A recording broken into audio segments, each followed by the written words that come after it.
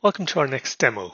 In this demonstration, we're going to look at LDAPS integration with Data Services Manager version 2.1.1. So by default, we have already created a local user, and as you can see, there are no directory services groups configured. To do that, you have to go to the Settings tab, Directory Services, and configure Directory Service there. We support Open LDAP as well as Active Directory, and so it's just a matter of filling in the appropriate details such as the server URL, username, password, which domain, the base DNs, and user attributes. Now in this particular case, I have a malformed URL.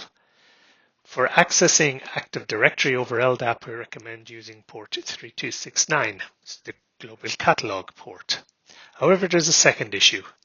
Because I'm using LDAPS, I need to establish trust between DSM and my LDAP server. To do that, I add the CA cert from my LDAP server into DSM, and now I can proceed with the configuration.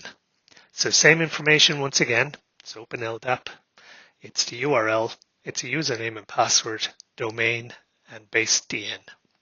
And we default to using user principal name. So the next step is to add some directory services groups.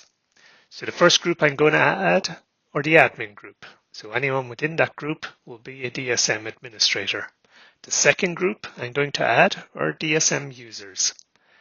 So with both those groups created, the proof is in the pudding. Let's log out as the local user and try to log in as an LDAP user.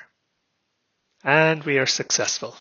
Let's have a look at the permissions, and you can see that my LDAP user has successfully logged in as a DSM admin, indicating he was part of that DSM admin group. And that completes the demonstration. Thank you for watching.